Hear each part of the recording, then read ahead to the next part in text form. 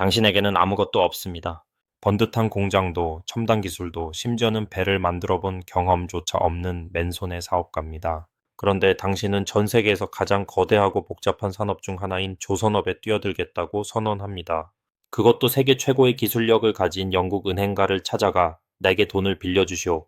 내가 배를 만들겠소. 라고 외칩니다. 미쳤다고요? 망상이라고요? 아마 대부분의 사람들은 그렇게 생각했을 겁니다. 여기서 끝이 아닙니다. 은행가는 당연히 이렇게 묻겠죠. 조소, 당신이 배를 만들겠다는 건 알겠는데, 그럼 당신의 조선소는 어디에 있습니까? 당신의 기술력은 어느 정도입니까? 당신의 경험은요? 이 질문에 당신은 무엇을 보여줄 수 있을까요?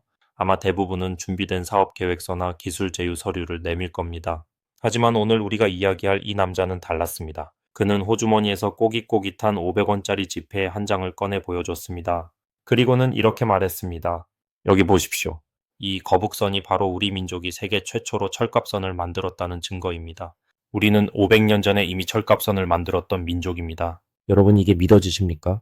500원짜리 지폐 한 장과 백사장 사진 한 장으로 수천억 원의 차관을 유치하고 세계 1위의 조선 강국을 만들어낸 사나이가 있습니다. 그는 바로 현대그룹의 창업주 아산 정주영 회장입니다. 그의 일생은 무모함이라는 단어로는 도저히 설명할 수 없는 불가능을 깨부순 도전의 연속이었습니다. 모두가 미쳤다고 손가락질했던 그의 행보 뒤에는 과연 어떤 기발한 발상과 피나는 노력이 숨어 있었을까요? 오늘 역사의 한 스푼에서는 상식을 뛰어넘는 정주영의 무모해 보였던 도전을 파헤쳐보고 그가 어떻게 불가능의 영역을 현실로 만들었는지 그 흥미진진한 이야기를 함께 따라가 보겠습니다. 지금부터가 진짜입니다. 그의 이야기는 단순한 성공담이 아니라 우리 모두에게 불가능은 없다는 강력한 메시지를 던져줄 겁니다. 정주영 회장은 1925년 강원도 통천의 가난한 농가에서 태어났습니다.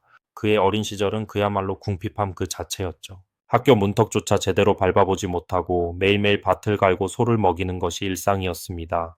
하지만 그의 가슴 속에는 늘 이 지긋지긋한 가난을 벗어나야겠다는 뜨거운 열망이 타오르고 있었습니다. 그는 무려 4번이나 가출을 시도합니다. 4번이요? 대부분의 사람은 한 번만 실패해도 좌절할 텐데 그는 포기하지 않았습니다. 결국 5번째 가출 시도 끝에 그는 서울로 향하는 기차에 몸을 싣습니다. 그의 손에 쥐어진 돈은 단 70원. 지금으로 치면 정말 아무것도 아닌 돈이죠. 서울에 도착한 그는 닥치는 대로 일을 했습니다.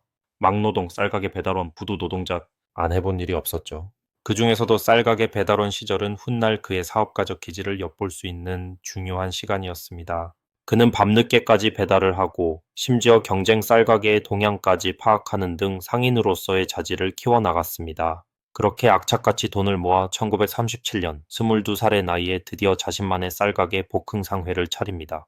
정말 감격스러운 순간이었겠죠. 하지만 그의 첫 번째 사업은 불과 2년 만에 문을 닫게 됩니다.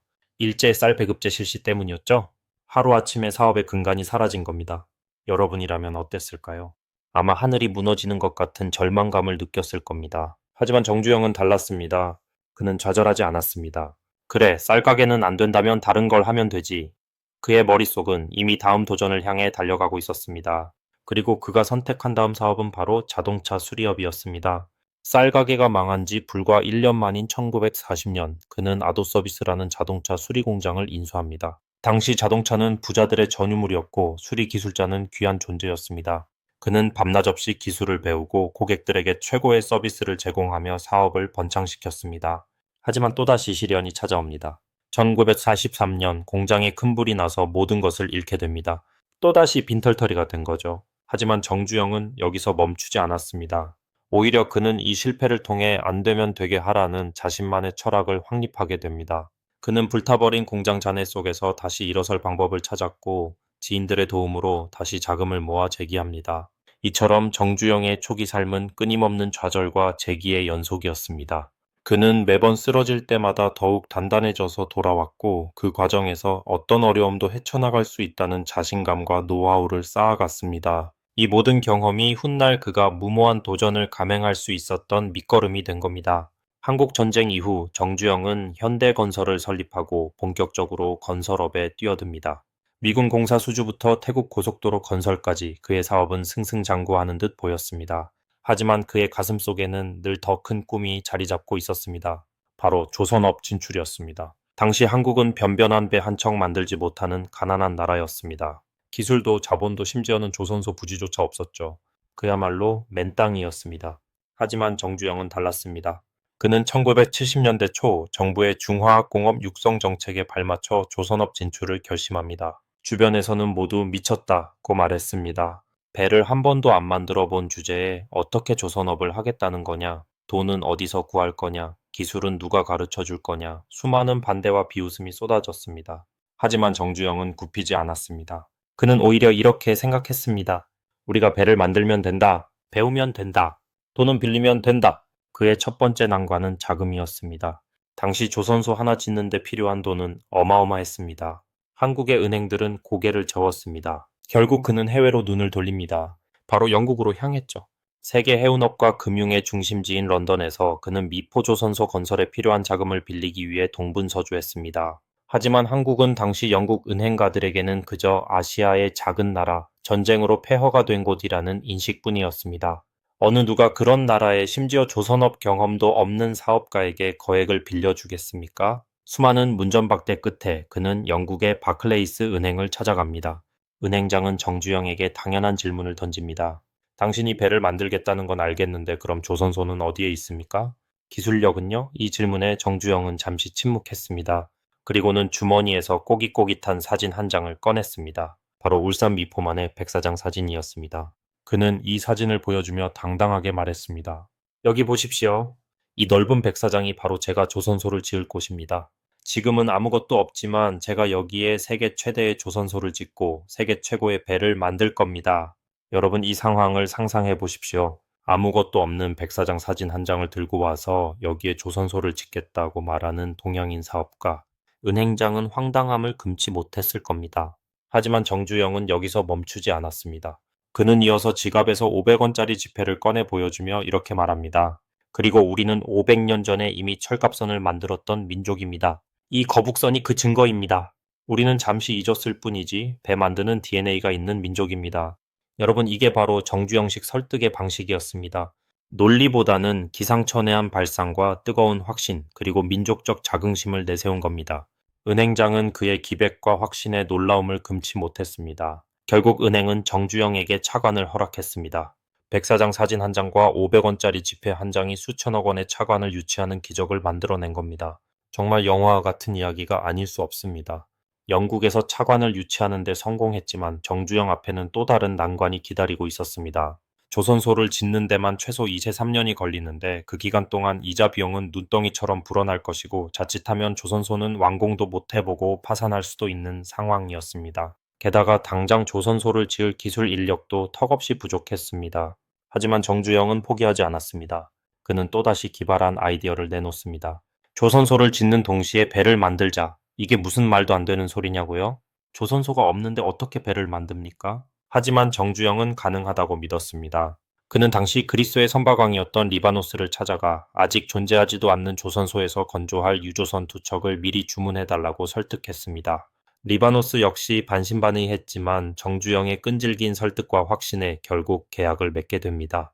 이것이 바로 조선소 없는 조선소에서 건조된 최초의 배 아틀란틱 캡티노와 아틀란틱 베러노의 시작이었습니다. 계약을 따낸 정주영은 조선소 건설과 유조선 건조를 동시에 진행하는 전대미문의 프로젝트를 시작합니다. 울산 미포만의 백사장에는 아직 조선소의 흔적조차 없었습니다. 하지만 정주영은 망치와 삽을 들고 직접 현장에 뛰어들었습니다. 그는 밤낮 없이 일하며 직원들을 독려했고 온갖 어려움 속에서도 조선소 건설과 배 건조를 동시에 밀어붙였습니다. 기술 인력이 부족하면 외국에서 전문가를 초빙했고 자재 수급이 어려우면 직접 발로 뛰며 해결했습니다. 그야말로 안 되면 되게 하라는 그의 신념이 빛을 발하는 순간들이었습니다. 가장 큰 난관 중 하나는 바로 도크 건설이었습니다.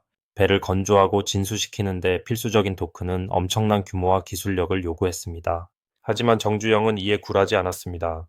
그는 유조선 건조에 필요한 강판을 미리 들여와 아직 완성되지 않은 도크 위에서 배의 선체를 조립하기 시작했습니다. 그리고 도크가 완성되자마자 조립된 선체를 도크 안으로 옮겨 진수시키는 방식으로 시간을 단축했습니다. 이 과정은 마치 비행기가 활주로를 건설하면서 동시에 비행기를 조립하는 것과 다름없었습니다. 결국 모두의 우려와 비웃음 속에서 1974년 6월 28일 현대중공업 울산조선소에서 첫 번째 유조선 아틀란틱 캡티노가 진수됩니다. 이날은 한국 조선 산업의 역사를 새로 쓴 날이자 정주영의 무모한 도전이 현실이 되는 감격적인 순간이었습니다. 백사장 사진 한 장과 500원짜리 지폐로 시작된 꿈이 거대한 유조선 한 척으로 눈앞에 나타난 겁니다. 이 성공은 한국 조선 산업의 기폭제가 되었고 현대중공업은 불과 몇 년 만에 세계적인 조선소로 성장합니다. 정주영의 무모해 보였던 도전은 단순한 성공을 넘어 한국을 세계 1위 조선 강국으로 만드는 초석이 된 것입니다. 정말이지 그의 삶은 불가능이라는 단어를 무색하게 만드는 기적의 연속이었습니다.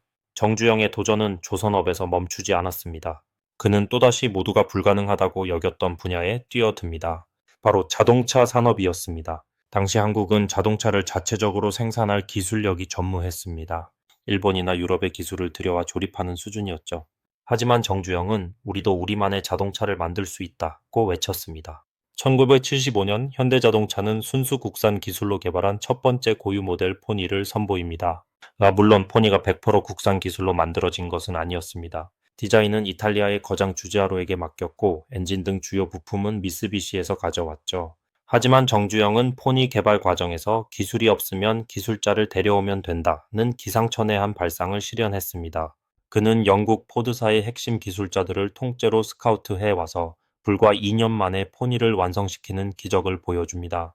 모두가 한국 같은 나라에서 무슨 독자 모델이냐고 비웃었지만 포니는 한국인의 자부심이 되었고 해외 시장에서도 큰 성공을 거두며 마이카 시대를 열었습니다. 정주영은 자동차 산업에서도 불가능이라는 벽을 허물어 버린 겁니다. 그리고 그의 마지막이자 가장 스케일이 컸던 무모한 도전 중 하나는 바로 서산 간척지 사업이었습니다. 1980년대 초 정주영은 충청남도 서산 앞바다에 거대한 방조제를 건설하여 농지를 확보하겠다는 계획을 발표합니다.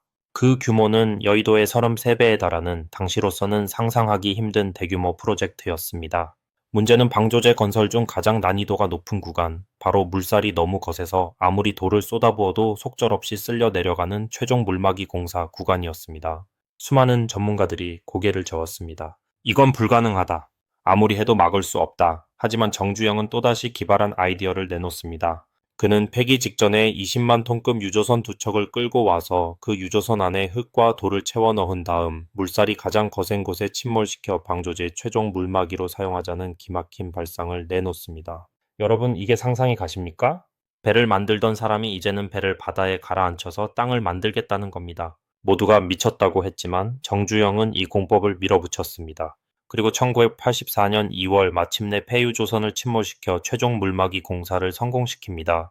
이 장면은 전 세계 토목공학자들을 경악하게 만들었고 정주영 공법이라는 이름으로 역사에 기록됩니다. 서산 간척지 사업은 정주영의 안 되면 되게 하라는 정신이 집약된 그의 마지막 위대한 도전 중 하나였습니다. 정주영 회장의 삶은 그야말로 무모한 도전의 연속이었습니다. 쌀가게 배달원에서 시작해 자동차 수리공장 화재와 쌀 배급제라는 두 번의 파산을 겪고도 굴하지 않았습니다.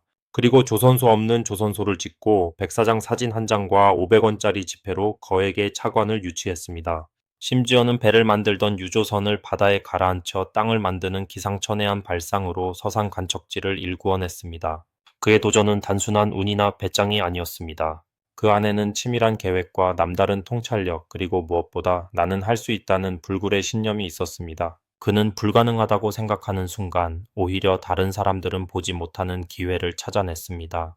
그리고 그 기회를 현실로 만들기 위해 모든 것을 쏟아부었습니다. 그의 성공은 한국 경제 발전의 한 페이지를 장식했으며 오늘날 우리가 누리는 풍요로운 삶의 초석을 다졌습니다.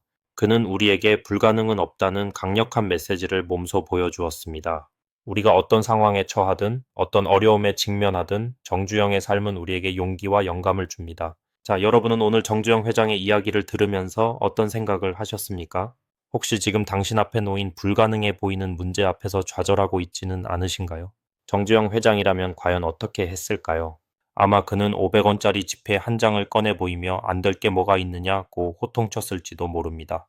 그의 이야기는 단지 과거의 위대한 인물에 대한 회고가 아닙니다. 그것은 오늘날 우리에게도 여전히 유효한 강력한 도전 정신의 본보기입니다. 생각의 틀을 깨고 과감하게 뛰어들고 실패를 두려워하지 않는 것. 그것이 바로 정주영 회장이 우리에게 남긴 가장 큰 유산이 아닐까요? 오늘 역사의 한 스푼은 여기까지입니다. 다음 시간에는 또 어떤 흥미로운 지식과 이야기가 여러분을 기다릴지 기대해 주십시오. 이 영상이 유익하셨다면 좋아요와 구독, 알림 설정 잊지 마시고 댓글로 여러분의 생각을 자유롭게 나눠주세요.